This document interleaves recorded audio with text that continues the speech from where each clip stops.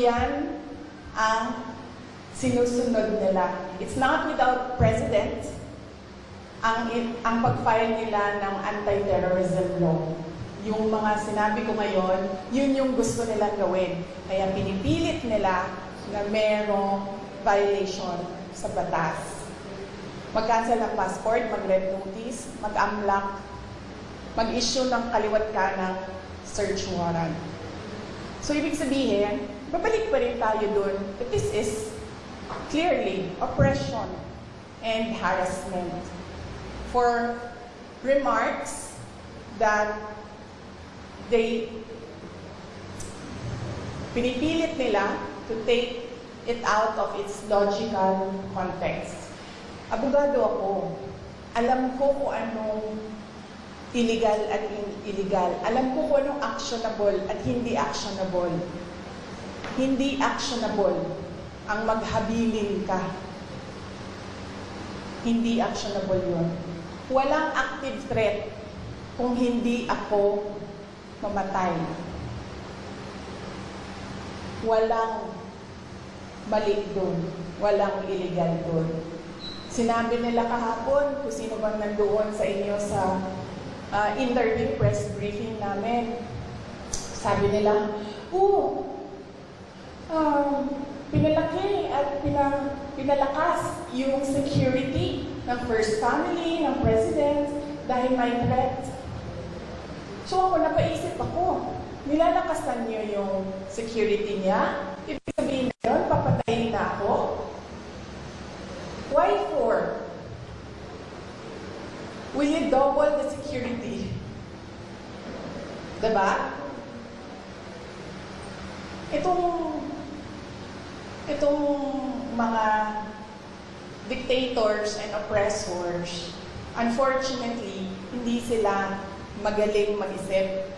Basta lang sila tira, pero hindi nila iniisip na lahat ng sinasabi nila doesn't make sense, especially kapag nagsisinungaling ka, mahuhuli at mahuhuli ka sa pagsisinungaling mo. Kaya nung nakita ko yung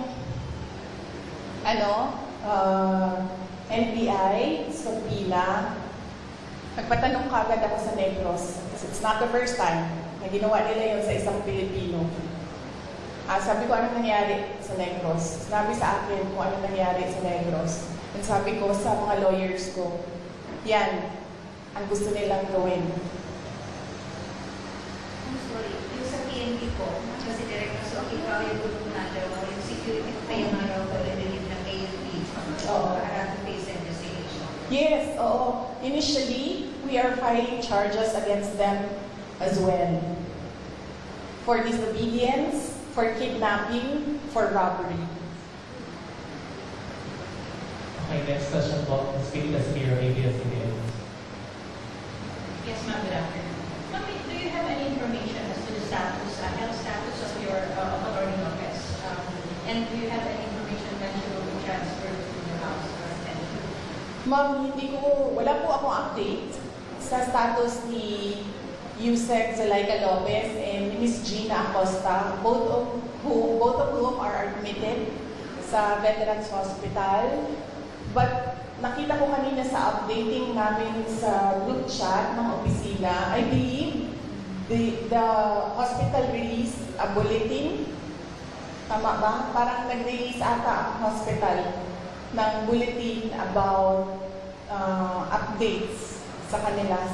Ngayong araw na ito, hindi ako makapagbigay ng update kasi maaga po ako umalis kanina sa hospital. Mga 4 a.m. ako umalis and tulog pa lahat ng tao. But last night, nung pagdating ko sa hospital, ang sinabi lang naman sa akin na nag-endorse, yung nagbabantay tapos sin-endorse sa akin, na hindi pa rin kumakain si Yusek Lopez and si Miss Gina Acosta ang na-endorse sa akin kahapon is masakit yung dito niya.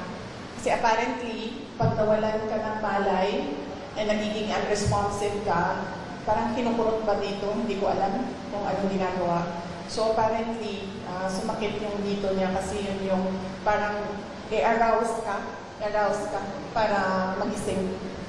So yun yung updates based on sa pakikipag-usap ko sa kanila. Another question po, just very quick. Do you see yourself touching things up with BBM in the future? Do you see that happening? Well, I believe, ma'am, that we reached the point of no return. I really believe that we have reached the point of no return. And it is clear, ma'am, na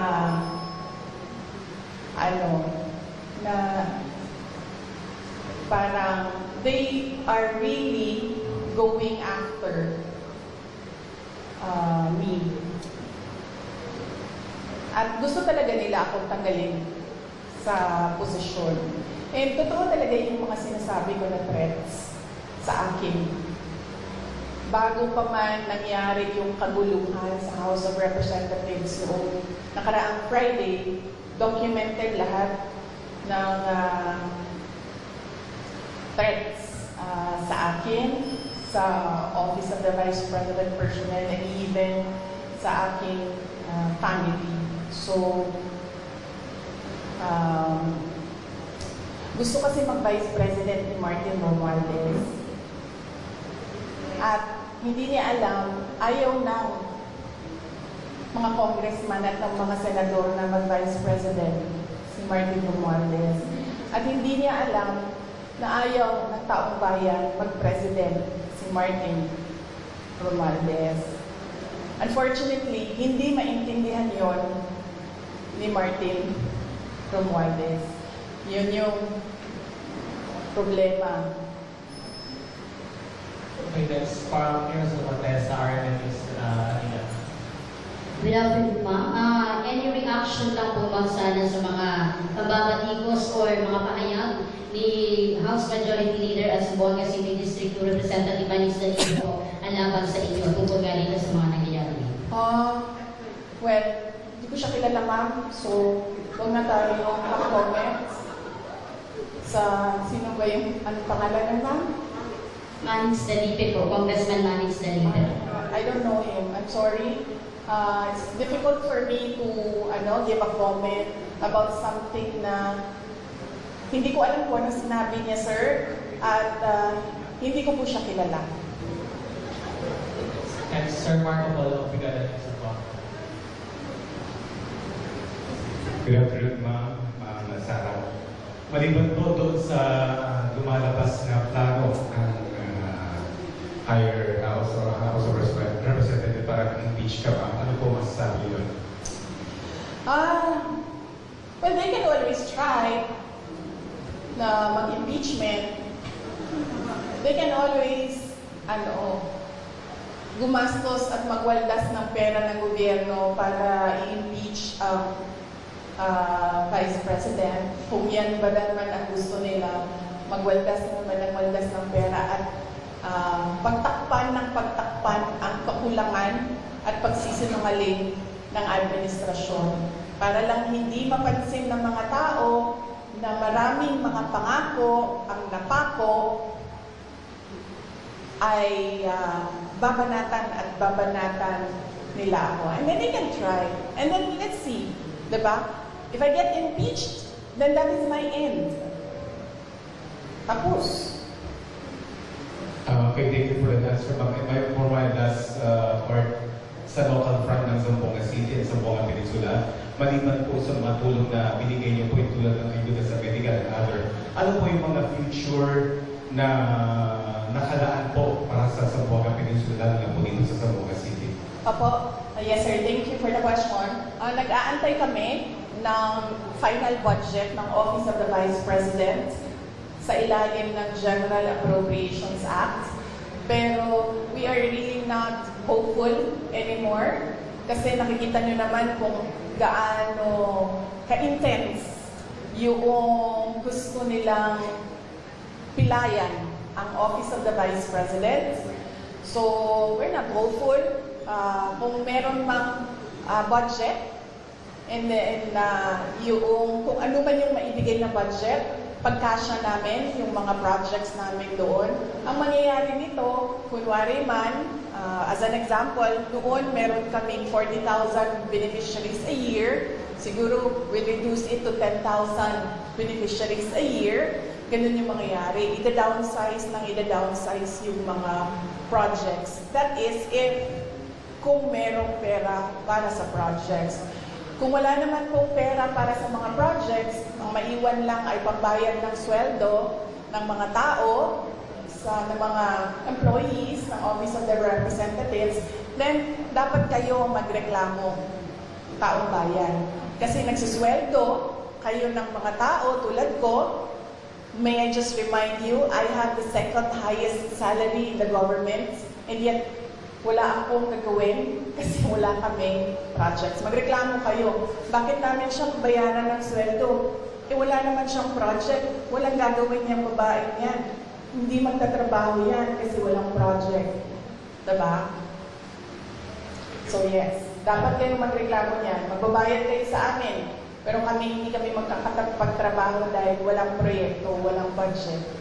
Last two questions. One from Mr. John Ortiz. Yes, good afternoon po. Good afternoon po, Vice President. I am Theodore Ortiz sa Pag-Arekan po sa Urbanga. Amidst all this, sa lahat ng mga nangyayari, sinasabi yung harassment, yung ino-oppress kayo, and yet, nandito ka sa Zamboanga City, binisita mo yung Kasilan. Oo. Saan po kayo humuhugot ng lakas as of the moment, Vice? Bakit patuloy po kayong lumalakad? Yes. Before ako pumunta dito, as you know, your former mayor in Zamboanga City, Ma'am Beng Climaco is my friend, no? Exactly the same question na tinanong niya sa akin kanina. Ako naman kasi, politiko ako. Yun din sinabi ko kay Ma'am Beng eh. Sabi ko, ikaw politiko ka rin eh. Ang dami mo din pinagdaanan. Ibig sabihin, sanay kami sa ganyan ang mga politiko. So, ibig sabihin, hindi ka na nasa stress sa ganyan. Ang problema sa akin is kapag nagkulang ang tulog at gutom, yun lang talaga yung nakaka-apekto sa akin. Kaya kailangan sa akin, kapag 3 araw na yung sunod-sunod na walang tulog, bigyan mo talaga ako ng 1 araw na mabawi ko yung 3 araw na tulog. Para nare-refresh yung pag-iisip. So, kung hindi mo ako pakainin,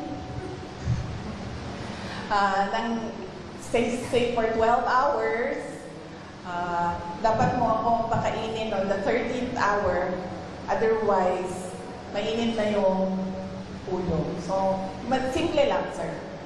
Kailangan lang ng tamang tulog at tamang kain. Yung all the rest, wala na yan. Kaparte yan ng buhay ng isang politiko.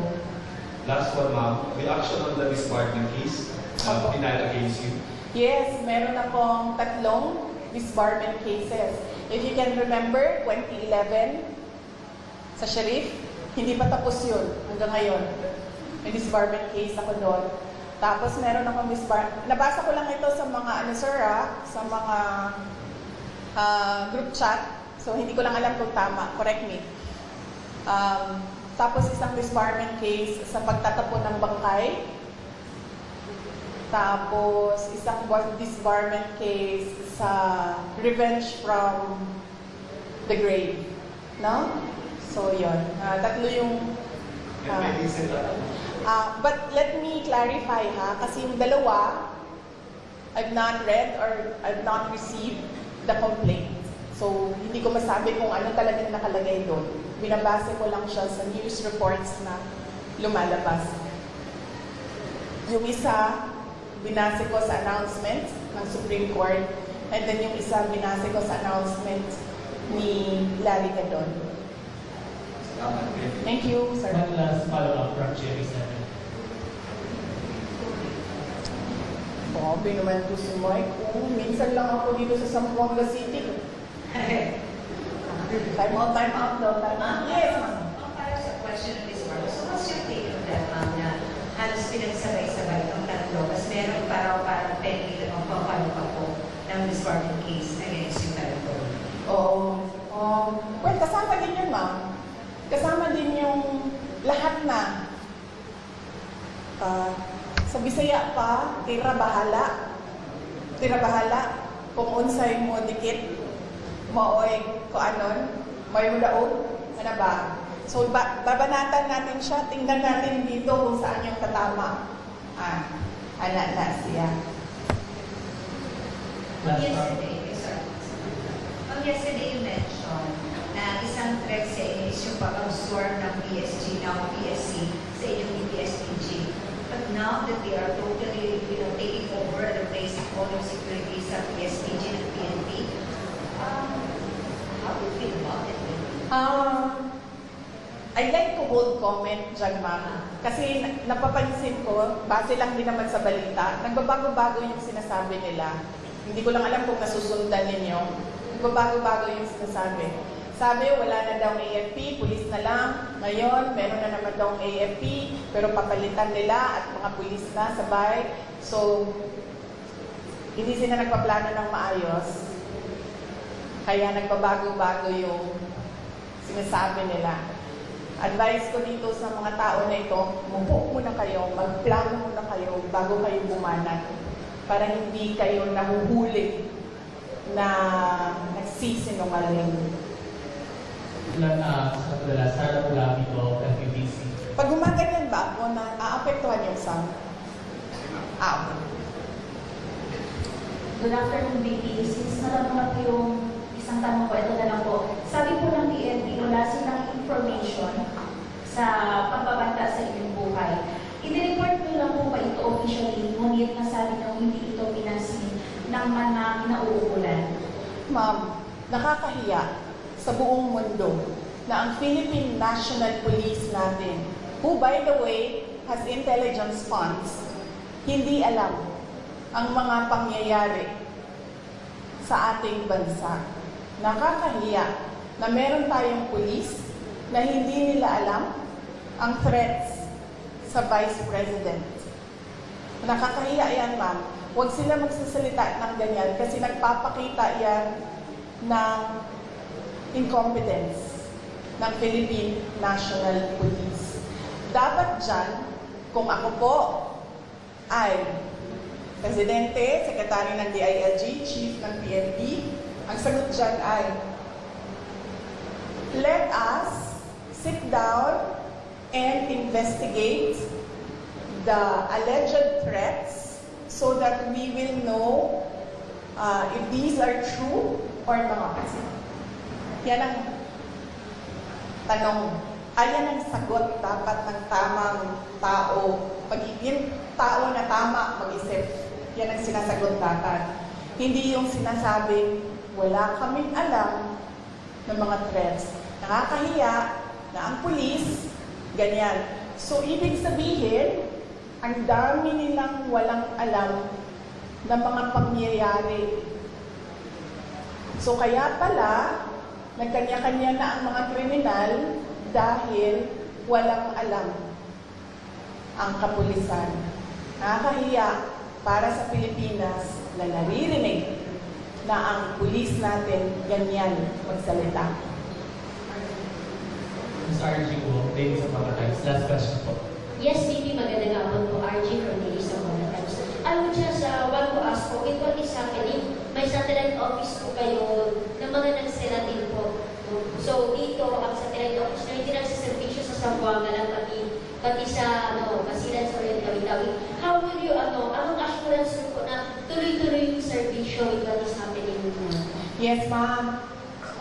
Bago po ako sumagot, ma'am, may I just say, I love your color green ngayong hapon na ito. Halatang-halata naman, ma'am. Oo. Huwag, ma'am, kasi suspended ka na kaagad bukas, ma'am. Huwag ka po mag-green. Suspended ka na bukas, ma'am.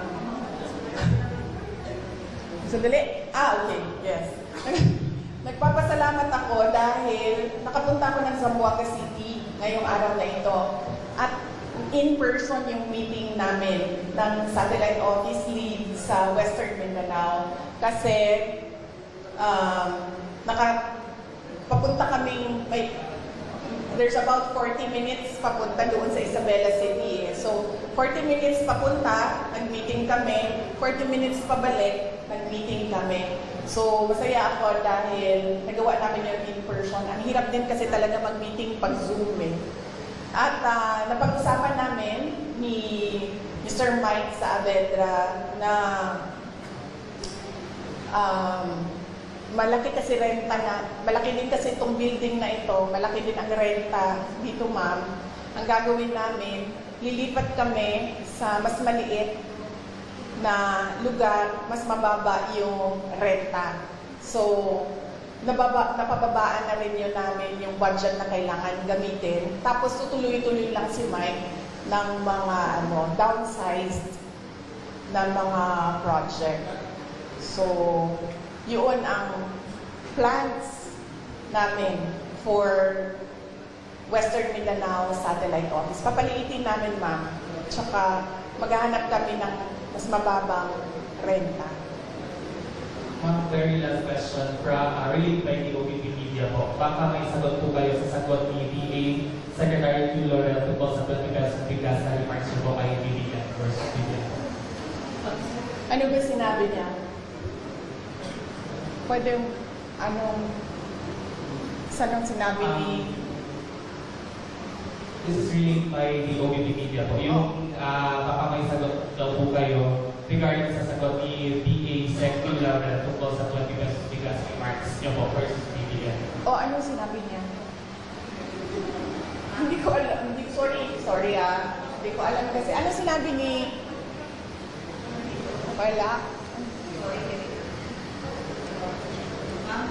Ang sabi po niya ay matalino naman siya, di ba? Iba yung panahon noon na ngayon. Pag-aralan niya muna bago magsalita.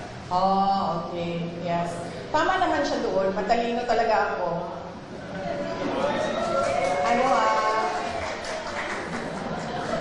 Nahiya naman ako. Hindi naman ako nagyayabang, di ba? Kasi siya naman yung nagsabi na matalino ako. So, thank you, Secretary Laurel, for saying na matalino ako. Finally, meron sa administration na nag-recognize kung gaano katalino si Inday Sara Duterte. But, ang sagot ko doon ay, kung siya yung sumagot, hindi naman siya si President Marcos. Diba? Hindi ko naman sinabihan si Secretary Laurel na, uy, nasaan na yung pangako mo na 20 pesos per kilo na rice? So, bakit siya yung sumasagot? Ang pangalan niya ba ngayon ay Bongbong Marcos? Diba? Tsaka bakit nagtatago yung presidente sa likod ni Secretary Laurel? Si Secretary Laurel ba yung nagsabi? Hindi naman yun, diba? Diba? Naalala niyo ba yun? Nakita niyo ba yung video na yun? Nangangampanya pa, diba? Di ba siya yung nagsabi? May evidence ba tayo na si Bongbong Marcos nagsabi nun? Well, si President Marcos ang nagsabi nun? No, may evidence tayo. So, hindi dapat si Secretary Laurel ang sumasagot. Hindi. And thank you for recognizing my intelligence. Alright. Pwede ito ang last. Yes. Uy, hindi okay lang kasi minsan lang naman kami magsama. I mean, Mike, parang ngayon lang tayo nagsama, di ba? Ngayong taon na ito, ngayon lang. Ma'am, Yes, ma'am. gusto niyo naman bigay ng comment ko sa ako ni Noy kasi na-mention po siya. Ako? Ako ni Ninoy? Noy. Oo. Sabi niya, nananawagan siya na tigilan na raw ang kanilang pamilya, please. Ang turing daw niya sa mga Duterte at sa mga Marcos ay parehas daw, 2 ulo ng parehas na limaw. And so on and so forth. Yes, huwag na tayong mag-comment sa mga apo. Oo. Kasi natural sa mga anak at apo ang affinity sa mga magulang at sa grandparents. So, huwag na natin sagutin yan. Question, Joseph sa Sorgado po.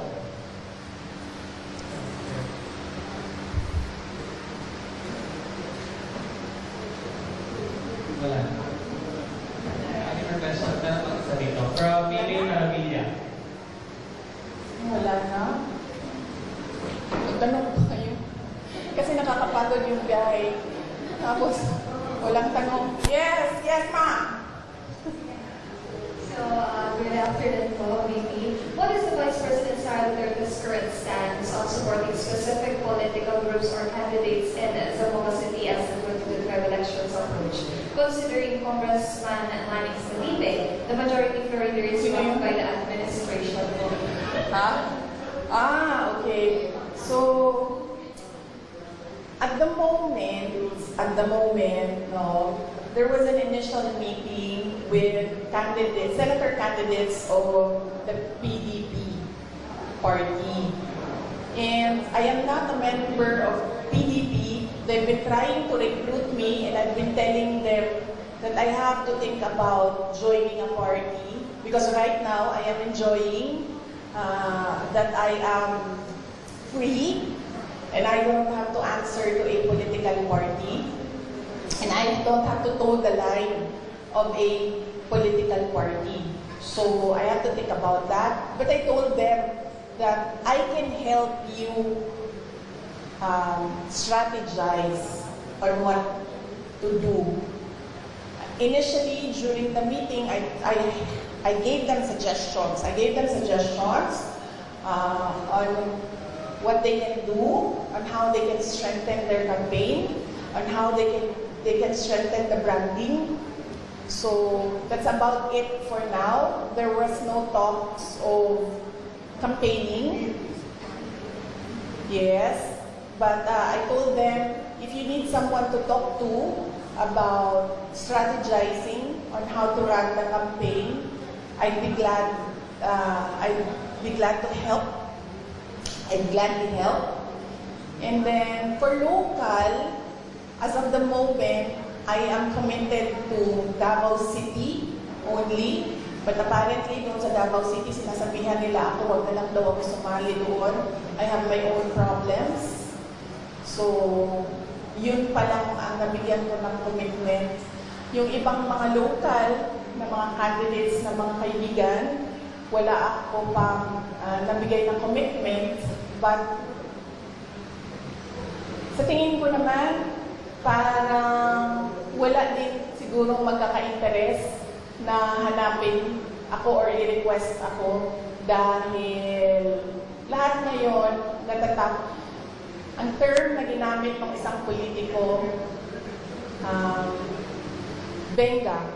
Tagalog term yan, no? Grabe bumenga. I know it's an LGBT term. No? It's an LGBT term. Grabe bumenga yung administrasyon. So walang gusto na makita or malaman na kaibigan ko sila or kakampis ko sila or supporters nila ako. So that would make it easier for me since makakapagpahinga ako sa kampanya dahil from 2016 to 2019 to 2022 nangampanya ako.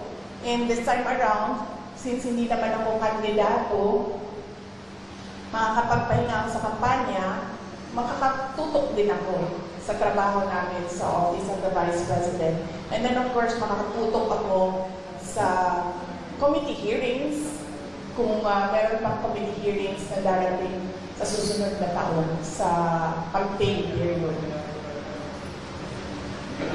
Yes, sir. Pwede pa. Sir, ano mga kasama ko? Pwede pa? Okay, I'm Abs Taman, Alexander TV News Online. Ang katanungan ko sa inyo, ma'am, ay itong threat ay nangyari sa inyo. Seryoso ba ito o wala? Mga political... Serious ito, sir. Nakita mo si Marcos Sr. Nakita mo kung paano nila, anong I'm sure nakita mo yun, sir. Kasi kami, edad namin, hindi namin nakita. Nakita mo, sir, naabutan mo? Yes, sir. Oo. So, very serious ito. This is not a, parang laro-laro lang. para sa kanila. Seryoso sila sa gusto nilang gawin. At alam natin ang capacity ng isang Marcos. Okay, madam, tinulungan mo ang tatay mo nung panahon niya tumakbo, and then ikaw naman, anak naman. Tinulungan niya ako. Tinulungan ko siya noong 2016. Tapos, tutulungan ba niya ako sa 2028? Hindi ko alam. Dahil noong 2022, wala.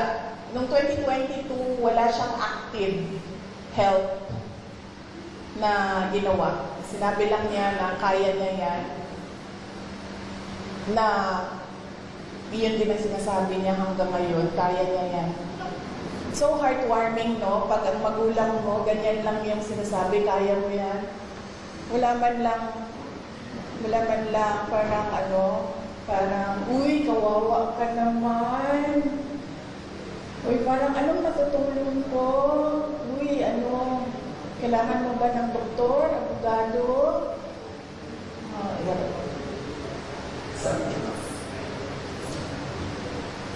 Heartwarming kung ganyan yung concern ng magulang mo. Another question from my end. Yes, ma'am. What's your reaction to the MNLF's offer to provide security for you in case your current security will be pulled out? Yes, nagpapasalamat ako, ma'am, sa Moro National Liberation Front, MNLF, sa kanilang offer na tulungan ako sa security. But right now, meron na akong mga kaibigan na gumagawa ng paraan kung paano gawin ang aking security in case na magkakaproblema talaga kami with the armed forces of the Philippines, particularly the unit ng Presidential Security Command. Saying BP na no matter what, hindi tatanggapin ang PSPG ng PNP. That will take over for PSPG. Yes, ma'am. Ang kasi, ma'am, ang Presidential Security Group o PSG na ngayon ay pangalan niya PSC, Presidential Security Command. Ang batas na gumawa noon, may mandato siya. Ang mandate niya is the protection of the President and his family, protection of the Vice President and his family. At meron pang iba. So, ang PSC kasi is a command under the Armed Forces of the Philippines. Walang mga pulis doon. AFP yan sila lahat. Ang mandate ng PSC, President and Vice President. Bakit? Bakit yun ang mandate nila? Kasi our Constitution provides for the line of succession. The Vice President is the first in line. So, ibig sabihin, the state is required, is mandated by the Constitution and by laws to protect the Vice President. Kasi pag nawala ang Presidente, siya yung susunod. Kaya pinoprotektahan din siya. Kasi siya yung reserve. Kasi pag hindi mo pinoprotektahan ng reserve mo, wala ka ng reserve. Ang gagawin yan, pipili sila doon sa mga members ng Congress. O, babalik na naman tayo kay Martin doon. So, baka nga ganun yung gusto nilang gawin, no? Hindi na sila masusunod sa Constitution. Parang that is something I have to think about again as well. So, yun. The PSG, now PSC, is a unit of the Armed Forces of the Philippines. Its mandate, President and family, Vice President and family. Why? Because there is a line of succession. You need to protect your reserve. Wala doon sa usapan ang Philippine National Police. Super last po from OVP Media. Based on the DBM COA Joint Circular, OVP and DepEd violated our rule on confidential funds when you allow security officers to handle them instead of special dispersing officers. What's your reaction? Sorry Ulitin mo yung tanong. Based on BBM COA Joint Circular, OVP and DepEd violated our rule on confidential funds when you allowed security officers to handle them instead of special dispersing officers. What's your reaction? Sino nagsabi? Based on sa BBM COA Joint Circular. Kaya nga, sino nagsabi mo na base doon may violation? This is question from Sir JC from OVP Media po. Oo, but someone has to have said kung balikan nyo na lang. Balikan natin last one from Mr. Jolly Ortiz. Good afternoon again, ma'am. Balikan ko lang yung local fund. I can see former Vice Mayor, former Mayor Beck Oo. and it is a public knowledge na nung last election, isa siya or hindi siya lang yung pupuntahan talaga na tinakita yung suporta sa'yo bilang sa pagtakbo ng Vice President. And now she's running under a group na kumbaga ikalaban na sinasabi nung hindi nyo kilala na kongresista. Okay, the last keyword. So since nandun si Mayor Ben sa grupong yun, is it safe to say na kung mag-endorse po kayo ng candidate locally, of course, kasama dyan si Mayor Ben at yung kasama pa yung buong partido niya at yung kalaban na sinasabi niyo hindi niyo kilala for Mayor. Thank you po. Oh, okay. Yes. Sige. Well, kung meron pa mang value words ko dito sa Zamboanga City at meron pang mga tao na nalilip, ay, nakalimutan ko sir, tama. Sorry. Kaya pala ako hindi na mag-endorse dahil nung last endorsement ko, anong nangyari? Sinasabi sa akin ng mga tao na budol sila. Hindi, Sarah, nabudol kami dahil sa iyo. Saan man ako pumunta, yun ang sinasabi sa akin. Kaya pala ako nag-desisyon na hindi ako mag-endorse. But, let me just say that nakita niyo ang track record ni Mayor Ben Climaco noong siya ay mayor. Nakita niyo ang kanyang mga accomplishments. Ngayon, mayor siya na, ngayon vice mayor ang kanyang tinatakbo. So easily, kung magagawa niya ang pagiging mayor, easily she can do the work, the duties, and the mandate of a vice mayor. Dahil nakatutok lang yan sa legislation. So, kung kaya niya ang executive, lalong-lalo na kaya niya ang legislative. Dahil one track ang trabaho ng legislator. Gagawa ka ng batas. So, on that point, the voters should think about that.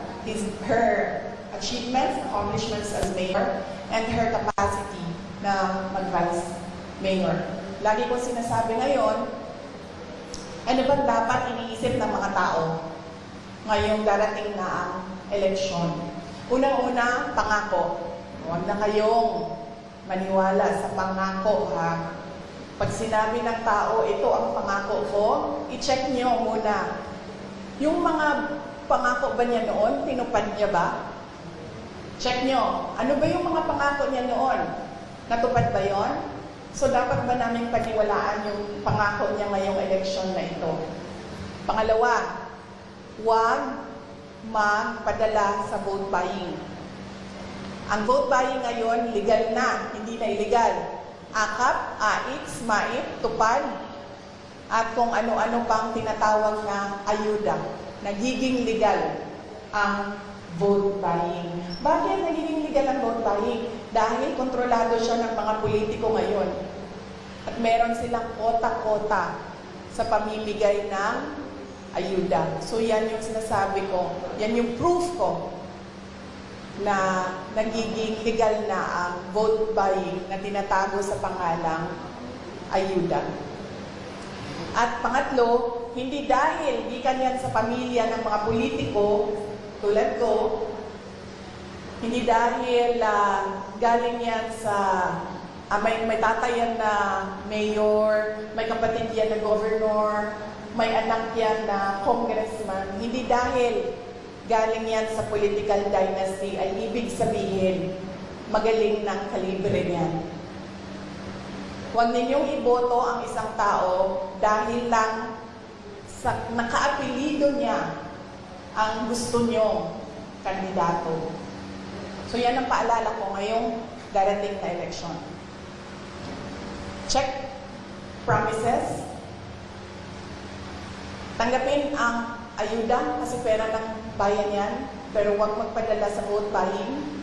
Pangatlo, huwag bumoto dahil kaapelido o dahil nasa political na pamilya yung kandidato. Bumoto kasi chinek nyo yung mga promises niya at chinek nyo yung kakayahan niya. Tulad ng sinabi ko ngayon, nakita natin ang 9 years ni Mayor Ben, ibig sabihin, alam natin na kakayanin niya ang pagiging vice mayor.